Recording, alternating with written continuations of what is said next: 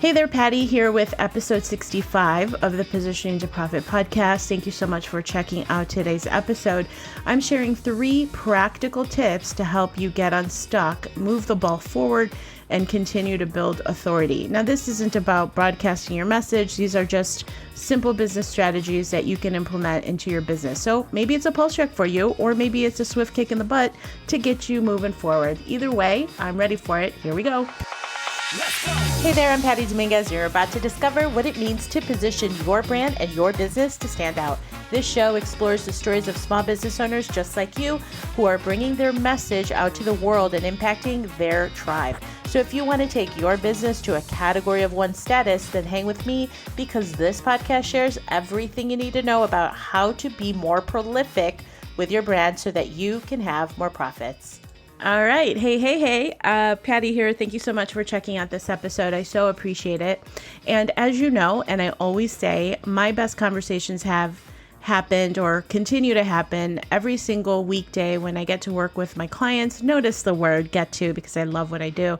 And as you know, you just see trends or you see patterns in the way that things are going. And I don't know about you, but last week I was in a really crazy funk. Yes, of course, I took my calls and everything was going well, but I wasn't feeling all that productive. My team and I, we've been going really hard on some of the things that we're rolling out, and I'm super pumped for what's coming as we're going into Q4, quarter 4, and wrapping up the year, but in a really great way, teeing things up. I have my little mini book coming out very shortly. I'll be promoting that. You'll be seeing that in your social media timeline. More to come on that one. And then, of course, the Positioning to Profit advisory program also is something that I will be telling you more about, sharing more about how you can dive into that if you're looking to establish your category of 1 and make the competition irrelevant. So first things first, one of the things that I just see patterns, and this is where I really want to share, is being resourceful versus depending on resources. Now, that is tip number 1 that is super important because I'm a coach in a group of small business owners, entrepreneurs, and a lot of times questions come up around, hey, I don't have a whole lot of money for traffic, let's say, and people are looking for cheap ways to market their business. I happen to believe that you have to be in the business of marketing your business. Otherwise, you don't have that much of a business. Now, here's the thing. When you're starting out, it's always good to start out slow. And maybe you don't have this major marketing thousands that you can spend on ads or anything like that. But this is really a call to action for yourself to say, hey, listen, instead of being an individual that is waiting for things to come along for me or waiting for until the time I have the time or money, one of the things that you can do is to grab that concept of making things happen for yourself. And very simply, I had shared a concept that I learned from a mentor of mine in 2013 when I was starting out on my own, and I was in that very same situation. And he said, you probably have enough time to go out there and connect to 40 or 50 people every day. So whether it's on Facebook or Instagram or LinkedIn or what have you, tell me that if you connect to 50 people, start conversations on the daily, so Monday through Friday, and of those, you can have maybe 5 exploratory calls. Out of those 5, you can potentially close new coaching packages or something like that. So this truly is about being resourceful and refusing to accept no, or thinking, oh, I just don't have the money to have traffic or run ads. I mean, the point is that you can't wait for the correct time to appear. You just have to go out and make it happen. So really, this is about being resourceful and being driven by that desire of, I will not be denied. I'm moving the ball forward, and I almost have that vision of moving the ball forward consistently. And I know some of you have heard that tale of Jerry Seinfeld where an aspiring comedian went up to him and he said, hey, Jerry, how'd you get so great? He's like, you know what? Pull out a calendar, and every time that you write jokes, put an X, right, for the day when you're writing your jokes, and just continue the chain of X's and never stop the chain of X's. And that's how you make it happen. It's being really consistent and just being very resourceful and understanding that this is deal where you can't take your foot off the gas. You got to keep going. And in spite of the fact that sometimes I'm just not in the mood to move the ball forward, I know I have the systems in place. So really the other side of it is hiring at least somebody to help you in your business. And really ask yourself if the reason that you can hire someone is because you haven't made the decision. Because when you do hire someone, you will free up time. And when you free up time, that'll help you move the ball forward. And when you are in those instances where you're just not in the mood to work on your business, the fact is you have somebody that's going to help you 10 hours a week or 20 hours a week. That's 10 or 20 hours of productivity that you don't have to do yourself, right? So be resourceful and understand that you have to be resourceful in finding new ways to move the ball forward instead of waiting for things to happen, for the time to be just right, or for the resources to come to you, because as you know, that isn't going to be the case, And another idea is just showing up. And generally, when you do that, you're taking way more of a step forward than other people are willing to take. I know that for me, doing a podcast every week, my team always laughs at me every week because I'm like, okay, what's the podcast for the week? And sometimes I'm like kicking and screaming about having to launch a podcast because sometimes I'm just like, oh, I just don't want to do it. And other times I'm like, oh, right, I have to get that in. And so it's a commitment for me. And so now I've gotten to a place where I just want to be mega consistent with it and just showing up, right? Because if you can just show up, you're generally a step ahead of others who aren't willing to show up. And so when you do that, and I read this factoid, which is really, really great, the average American household spends about $40 or $50 on books, and less than 10% of people actually read the book. So when you are paired up against that type of a person, or the average American, let's say, and them only 10% of the people that actually buy books are reading the books, you know that just by showing up, you're far and away ahead of anybody else, right? Or the majority of people, I should say. Let me retract, the majority of people. So just show up, and generally when you do that, you're definitely going to set yourself apart from the rest. So show up even when it seems heavy, even when you don't want to, and even when it's not convenient. Okay. The other one is speed. This is something that in a coaching program that I'm in, people have a tendency, and not just that group, by the way, this is any entrepreneur that I've come across. It is more often than not that people feel the need to be absolutely perfect and perfect the thing that they're doing, over perfecting, perfectionism. Perfectionism actually leads to procrastination, and procrastination leads to this really weird thing where you think you are being kept safe instead of moving forward, right? And so here's the attitude of real entrepreneurs. They love speed and having that do it now attitude. And even when it's not perfect, because let's face it, there's no such thing as perfect, they take action and they put it out there. And I know that perfect example is I did a webinar or an online training this month, and I can honestly say the content was great. I was inspired to put together my presentation. Was it perfect? No, because after I did it, I went back and I realized I could have done a more thorough job of the conversion part of the presentation.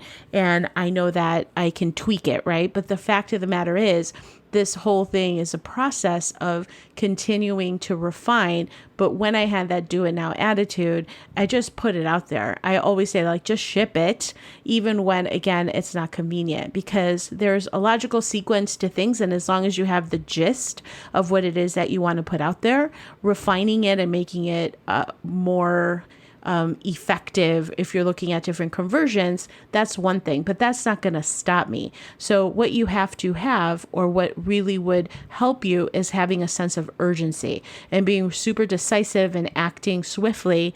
And I know that some people have heard Tony Robbins say taking massive action, but but it's taking that action that is going to make things different. So I call it having the do it now attitude and just ship it, right? So that's the other way to get out of the funk, is that even when it's not convenient and when you feel like it's a heavy thing to do, I have my quarterly goals up on my whiteboard in my office here. And I just have this checklist of, okay, here's what I commit to doing. And it's a matter of being committed to myself, committed to my goals, committing to, even more importantly, who I can serve, making it not about me, but really who I want to serve. So as I'm wrapping up this month, I'm looking at, oh gosh, I have to do videos and I have to get them out, because the content that I have to share, the information that I have to share, is going to help people who need that help. So when I look at it that way, and just me being selfish if I don't take that action, and me being selfish by holding on to these things that I know that I can help people effectively, that gets me going in a way where I'm like, okay, I have to do this. I have to take action.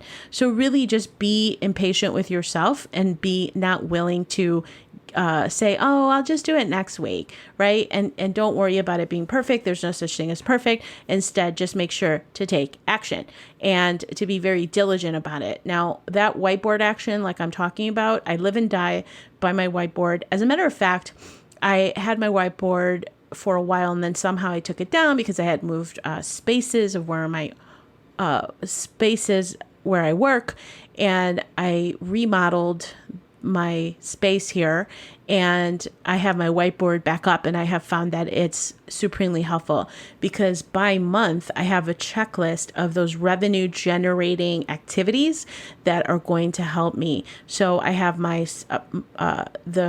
the revenue goals that I have, exactly how I'm going to get there. So it's very much fill in the blank. In other words, how many conversions happen. So really understanding your key performance indicators. And the key performance indicators I look at is, right, what are my costs per leads? What is my average order? And then, of course, what is my lifetime value? As a matter of fact, I'm going to be synthesizing all this of how I look at things and how I've structured my business that has had a really great impact. And I'm going to be launching a workshop coming in November that covers these things that have had a really impactful, it's been really great. It's been really great because I can concretize what I'm doing in a way where I can see my ROI, my return on investment when I do something and when I don't do something, and what's working and what did I put out there, instead of just being on social media, which to be honest with you, I don't really do. I'm in and out. But when I look at my things on my whiteboard here, I look at it as a checklist of, here's the urgency. It's, for example, September. I made a commitment to get these 8 things done that are going to be revenue generators for me. And I literally am laser focused until those are all done. And there you have it. Like, when you break things down by quarter, by month, by week, it really is as simple as that. And again, I'll be sharing more about the whole KPI thing, how I get organized, and what's been really substantial for me to organize my business in an online training that is coming in probably November. Yeah, I'm going to do it in November. All right. So the other thing is that's really important is really managing change, right?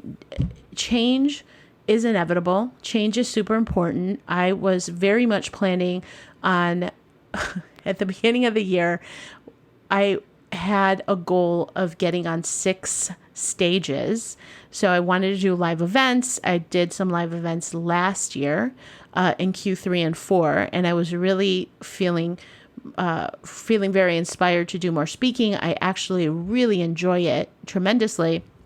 One of the things that I wanted to do was be more purposeful about getting on more stages, whether it's locally here in the Chicago area or traveling to other speaking engagements, ultimately to get on a big stage, So in my goal setting in January of 2020, I said, okay, I want to get on 6 stages this year. And lo and behold, of course, everything happening with COVID, everything shuts down, and then we've had to pivot, right? Everybody has.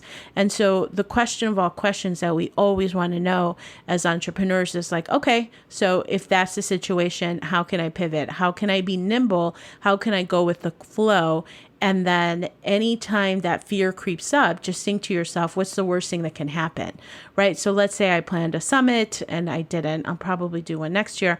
I plan a summit and it completely bombs. Okay, whatever. To be honest with you, that happens all the time. Like when, not all the time, but it happens when I haven't put enough planning into place, but then I'm always looking at things as a learning opportunity instead of a failure. It's giving me feedback, So dealing with change and being very practical about it is how I've really changed and grown and scaled in my business. Instead of looking at the growth of my business and hoping it'll work, because we know hoping is not a strategy. Instead, I really look at the way Napoleon Hill spoke of when he talks about this concept of accurate thinking. And accurate thinking is, which may be it's a strategy where you don't think of things as impossible, but certain things may not be worth the time and effort. And so learning to compromise quality to get things done. So excellence is overrated, and instead just be very practical about being smart about specific aspects of what I'm doing, and not having this delusional sense of, okay, well, it has to be done. Like I didn't get on those 6 stages, or that, so now what am I going to do? I freeze in that midst. It's like, no, I have to be very practical and pivot and change. And that's just a constant. And that's how I've been able to have a great year. To be honest with you, 2020 has been so interesting in so many ways, where in Q1, when everything was going on and right as COVID hit, I had some corporate contracts get pulled, and it was a situation where I quickly had to just adapt and move forward in a new direction. And because of that, because I was very practical, because I was just saying, here, I'm dealing with change, I'm going to have the attitude, okay, let's do this, and it's going to give me some feedback, I was able to quickly move into a direction where I saved a whole lot of pain instead of being in this panic mode, which of course would not have served me. And then the last one that I can honestly say that has been so helpful is just being curious. Being curious has been really a great way to see things. And it's not about seeing things in a negative light. It's about asking really good questions. And what I have found is when I'm curious, I make it light. And when things are light, then it becomes fun. And so I always ask from a potentiality standpoint. I look at things like, okay, well, what would happen if, or like, how can I make this fun? Or how can I take a lighter approach to this? And when I look at things from a curious standpoint, it really infuses it with fun. And that fun factor is what I was really missing, especially last year. Last year was it's so fascinating, because for a lot of people, this year has been difficult and challenging for some people, but I, in turn, have been very focused on my own growth and how I'm managing the way that I see things. And just having that idea of being more curious and asking questions and what are possibilities here, that's really guided me to some really great epiphanies in how I've been able to manage change and quickly pivot and seeing change as something positive and inviting change into my life. So that's what I would say is supremely helpful. Now, with all of this, keep in mind that if you're in business, and one of the things that's super important is the ability to have these underlying strategies that are going to help you continue to move the ball forward, but you also need to have that support.